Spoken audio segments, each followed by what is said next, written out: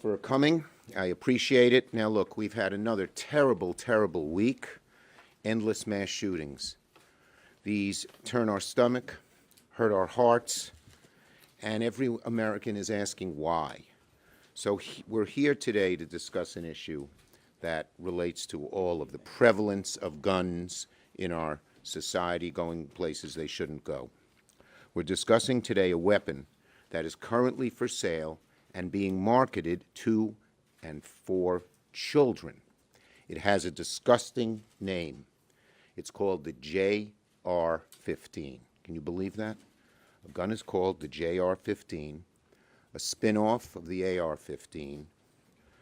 And not only do we know of the multiple mass shootings that have occurred, but a few weeks ago we saw in Virginia, we watched with horror as we heard about a 6-year-old shooter, first grade, pointing a gun at his teacher and killing her. It's a painful reminder that weapons like this need to be reined in and not advertised to children. Not only do they need to be reined in, the law says you shouldn't be marketing guns to kids, but there's a company in Chicago that's doing exactly that. Today I'm asking if this Chicago area company that makes this sick weapon, the JR-15, might actually be breaking the FTC's laws and regulations. The last thing we need to be doing is reducing in size these deadly weapons of war and then marketing them to children. But that's what's happening. Yeah, bring it over. Oh, come, Tammy. Yeah, you're okay? Okay. All right. We must stop the raining of bullets across the nation and stop this horrible marketing campaign, not only so it stops, but so that others don't do it. Because if this is left alone, others are likely to do it as well. The FTC has the power and the proof to take a hard look at this dangerous JR-15 marketing effort. So today, we are asking the FTC to investigate the company that makes and advertises this. Here, just so you can see it all. Here, Tammy. JR-15. It's supposed to look like the AR-15, but be marketed to kids. And if there's any doubt that they're not marketing to kids, here, look at this poster.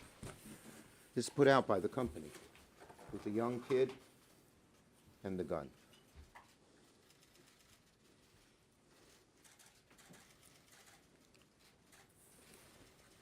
What are we coming to? Let's put this here. People under the age of 18 cannot own a gun. So why is this this kind of gun? So why is the company so fervently marketing to kids?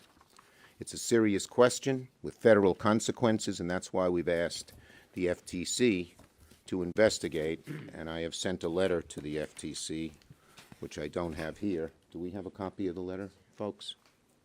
Okay. The bottom line is simple. With the epidemic of youth gun violence and mass shootings in an idea like this, a children's AR-15 should just not see the light of day. According to the company's advertising, quote, the JR-15 is the first in a line of shooting platforms that will, quote, assist families and, quote, functions like a modern sporting rifle, however. It functions like a modern sporting rifle, and, however, most importantly, its small size, lightweight, and rugged polymer construction and ergonomics are geared towards smaller enthusiasts. So there's no doubt they're marketing it to kids. And I showed you the picture. The stuff is pretty despicable, so we want the FTC to give it a thorough look. I don't have who is next in line. I guess it is Senator Blumenthal. Okay.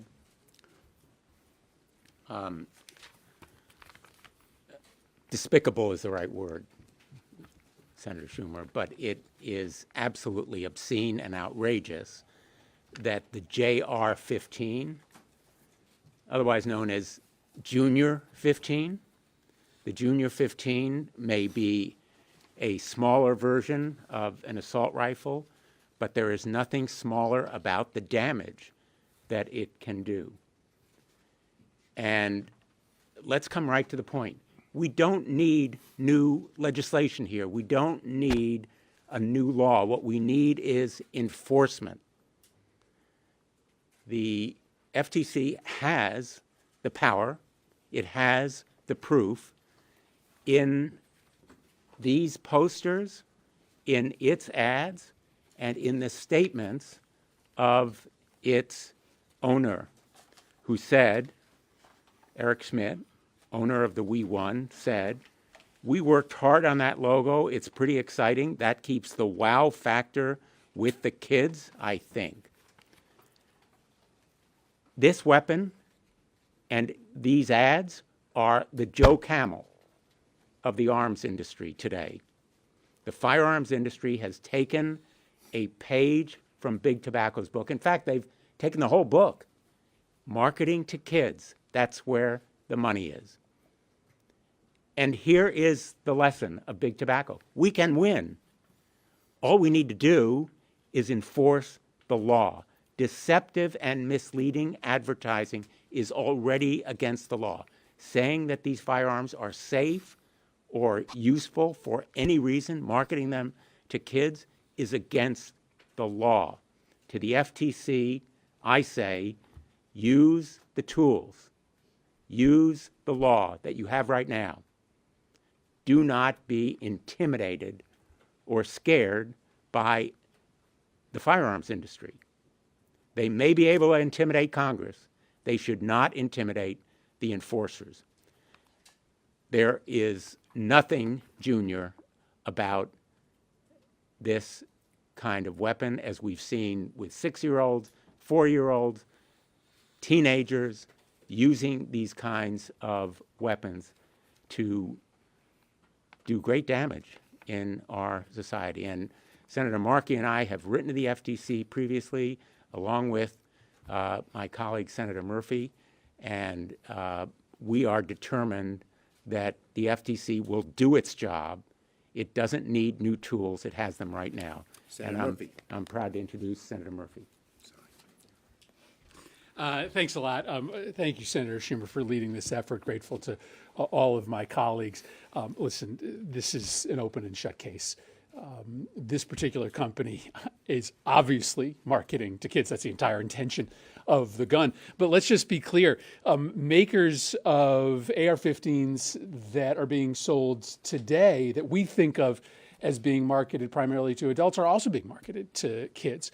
So on the day that the Uvalde shooter turned 18, there was an ad by the maker of the gun that he bought days later that involved a small toddler sitting on the ground in a T-shirt that said "Rascal" with an assault weapon in his hands, with a biblical proverb talking about training children young with an assault weapon in his hands.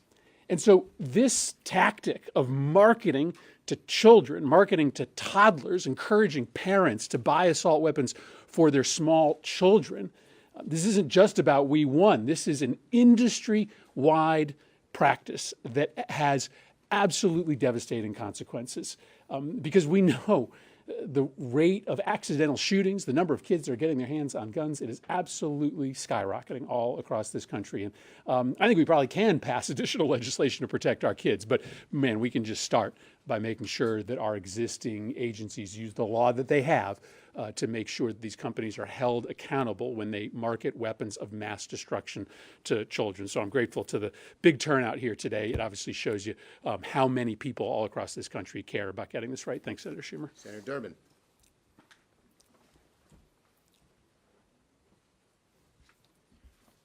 Thank you, Senator Schumer. I've gone to the floor of the Senate twice with these posters, really letting the American people know what JR-15 is all about.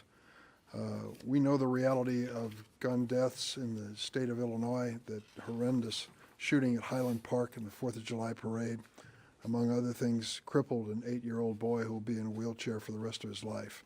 That's the reality of gun violence. There isn't one of us on stage that can't tell the story from a personal perspective. But this is an outrage.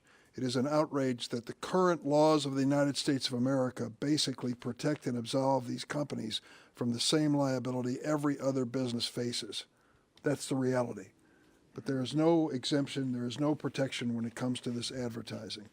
It is unacceptable for the Federal Trade Commission not to really look at this in honest terms. This is an appeal to children for a product that is inherently dangerous.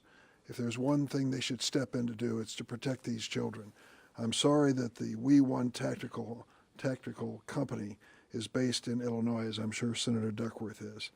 Then unfortunately, they are trying to get children to start using military-style weapons. They want more Americans to use these weapons, and they're hooking them to the young with JR-15. It's straight out of the tobacco company playbook, and I know a little bit about this. You can recall what the tobacco companies did to addict people to tobacco at an early age. Their deceptive advertising, as was mentioned, Joe Camel. And once addicted to their products, the poor folks suffered for a lifetime. The same is true with this appeal to children and to their parents of children to buy these weapons that the children themselves can use. Would a small child be sensible enough to avoid using them? Well, we have a sixth grader in a first grade classroom that proved otherwise just recently. So let's be honest about it. This is appealing to kids, and it's got to come to an end. Senator Markey. Thank you, Senator Schumer. Thank you for your leadership on this issue. We are here in an important fight for our nation and our children. Not even 1 month into the new year, and the United States is already in the midst of an alarming epidemic of gun violence. In 2023, we have already seen 39 mass shootings. Yet despite this epidemic and its devastating effects on our young people, some weapons manufacturers are blatantly and unabashedly flaunting their efforts to market deadly firearms to children. In 2022, a company known as We One Tactical unveiled the JR-15, which sounds a lot like the AR-15 on which it is modeled. This Junior 15 is marketed as a kid-friendly version of the weapon of choice used in so many mass shootings. Last May, I led 10 of my Senate colleagues, including Senators Blumenthal and Murphy and Padilla, in urging the Federal Trade Commission to investigate the marketing of these highly lethal firearms to America's children. After I sent that letter, We One Tactical went dark. Its website was no longer accessible. It stopped taking orders for its weapons. But now, just 3 weeks after a 6-year-old shot his public school teacher in Virginia, We One Tactical is back again, pushing its JR-15, sickeningly rebranding it as representing American family values. Gun manufacturers are priming children to look forward to the day they turn 18 so that they can buy an AR-15 and calling that American values. For decades, the firearms industry and gun lobby have been targeting young children for financial and political gain. The industry consistently makes false and misleading claims about firearm safety and unfairly exploits children and teenagers through unfair and deceptive marketing practices that ultimately lead to fatal consequences, which we have seen time and time again. We know that the tobacco industry targets young children. My father, who smoked 2 packs of Camels a day, told me when I was 11, he knew I would start smoking when I was 11. Don't take the quarter out of my pockets. My father knew that, and he died of lung cancer because he smoked those 2 packs of Camels a day. The tobacco industry are knowingly murdering people in our country. The NRA knows the same thing, and so doesn't this company. We know that what this company is doing is a per se violation of Section 5 of the Federal Trade Commission Act, an unfair and deceptive practice. It is well within the penumbra of that section. And so we call upon, once again, the Federal Trade Commission to act. They have yet to respond to the letter of the 10 senators from last summer on this issue. It is time for them to act. We need a watchdog at the Federal Trade Commission to take on this issue, to fight for the public health in our country. We need to block these companies from advertising their lethal weapons to the children of our country. I thank you, Senator Schumer, for taking up this cause. Thank you, Senator Markey. Senator Duckworth.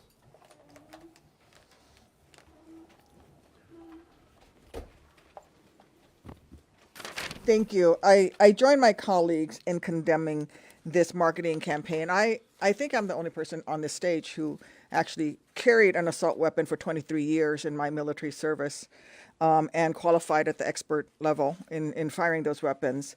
Let me tell you, these weapons are intended to kill enemy combatants. They are intended to knock down the enemy, rip apart bodies so that they cannot get back up and shoot back at you on a field of combat.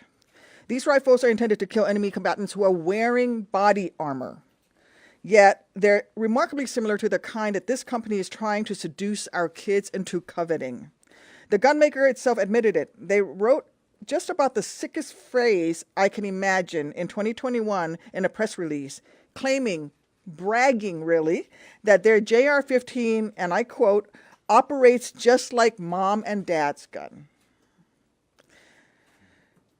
Some of the children in these ads don't yet appear old enough to know their times table. Some of these kids that they're marketing to might not yet be allowed to cut up their own dinner because mommy and daddy still considers the knife to be too sharp. We certainly don't see companies advertising tactical knives to children of this age, and we would probably be just as upset by it. And yet We Want Tactical has looked at these elementary schoolers, has looked at our babies, and decided that making a few more dollars is worth the added risk to these children's lives.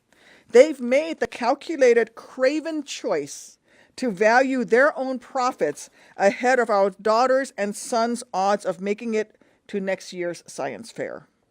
Last May, I went to talk to my daughter's Memorial Day class event. Her teacher had asked me to come to explain the meaning of Memorial Day, to talk about the sacrifices that our troops have made to safeguard our freedoms and rights as a nation, including the right to life, liberty, and the pursuit of happiness.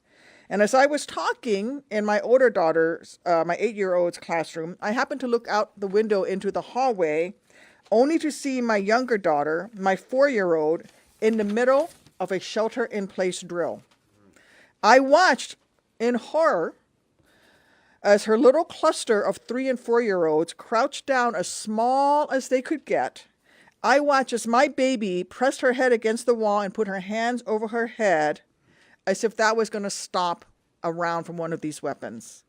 She was barely out of her toddler years, and yet she was already being taught how to try to survive if someone with a weapon of war comes into the classroom where she was learning her ABCs, believing that their right to fire assault rifles matters more than her right to make it to the age of 5. What I felt was horror, and I know other parents have felt the same as they try to imagine the unimaginable. I've spoken before about researching ballistic backpacks and ballistic whiteboards for my daughters to have in their classrooms, and the fact of the matter is that those pages are bookmarked in my phone. It's not the first time I've looked at them. Facebook's own employees have cited some of their platform's rifle promoting ads as dangerous and reckless. We cannot and must not allow this to go on another day, another hour. We need the FTC to act. They must begin the investigation, because every minute that we let parasitic companies like this try to trick our babies into buying and asking to be bought weapons of war, we risk witnessing another classroom turning into a massacre. Every moment we let this continue, we risk having to bury yet another first grader in their favorite pair of Converse. Enough. Let's end this sickening marketing strategy. Let's ban, and then we need to ban the sale of military-style assault weapons altogether. Thank you. Thank you, Tammy. Senator Padilla comes from a state which has just witnessed tragedy after tragedy from gun violence. Thank you, Leader Schumer, for the invitation to join you, for your leadership on this. As Leader Schumer just referenced, I do have the honor of representing California, where families throughout the state, and particularly in 3 different communities, are in mourning in the wake of 3 back-to-back-to-back mass shootings. This last Monday, I was literally just returning home from visiting the Victims Resource Center in Monterey Park, where a gunman killed 11 people, when I received word that there were 2 more incidents, one in Half Moon Bay and one in Oakland, where together those 2 incidents took the lives of 8 more Californians. Americans are sick of having our hearts broken. I'm sick of having my heart broken. To all the Americans across the country who are demanding that Congress take more action, I want to be clear. It is Republicans in Congress who continue to value gun industry profits over people.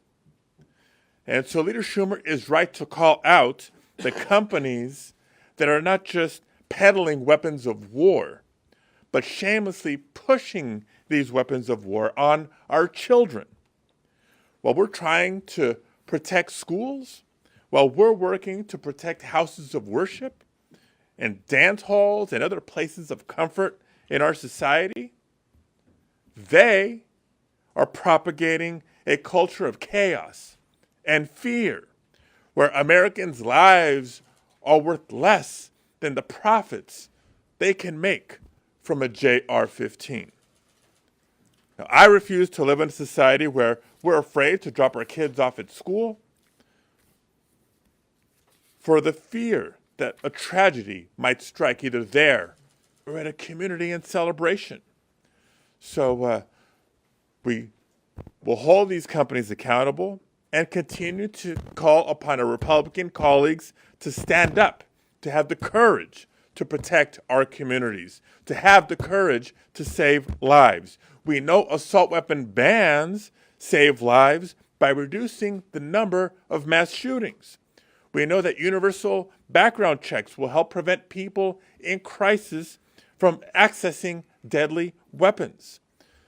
It's clear that the gun lobby has had a grip on Republicans in Congress for far too long, and as a result, they have blocked meaningful progress. But I have hope.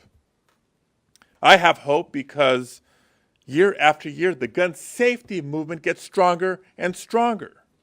And when we passed the first gun safety legislation in 30 years last Congress, thank you, Senator Murphy, it became clear that our movement is growing stronger than the gun lobby. So we'll keep fighting because every step forward means preventing another Monterey Park, another Half Moon Bay, another preventable act of violence. Thank you. I want to thank all my colleagues for their eloquence and their passion on this issue. Everyone here has done lots of work to deal with gun violence. Questions on this subject? Yes. Mayor Schumer, President Biden wants a ban on assault weapons. Obviously, it's no secret it took a lot of work to get even that bill across the finish line last summer. But why not force votes on these issues and just get Republicans Look, on the record? the bottom line is nobody cares more about this than me. I'm the author of the assault weapons ban in 1994. We are going to keep working to try and get the requisite number of votes to pass it. Yes? It's one of the things we want to get done. Look, no one thought we could get anything done, and last summer, due to Chris Murphy and others around here's good work, we got significant legislation done. We're going to keep at it. We're going to keep at it. Yes? For those of us that are maybe not as well versed on this topic, can you explain what an FTC investigation into this would look like and what the final Yes. result of an investigation would be? My colleagues have talked about it. They've done this with ads aimed at kids for cigarettes under their statutory authority of doing misleading and false advertising, and that's where this would come from. Yes? For Senator Durbin, and I was going to ask Senator Duckworth as well, obviously this company is based in the state of Illinois. The state of Illinois has some of the strictest gun laws in the country. What does it say that you have advertisers like this based in a state where guns are already restricted quite a bit? These companies are so bold, they believe that they are above the law. They believe they can beat the law in our courts. We just passed in the state legislature an assault weapons ban in Illinois. And of course, the Republicans went to court immediately and got a stay in many parts of the state and many entities. So they have friends in high places, and they think they'll prevail. And they have the Republicans here in Congress who have stopped efforts at sane gun policy for years. So that explains it as far as I'm concerned. There's no legal explanation. It's just a matter of political power. Thank you, everybody. Senator Schumer.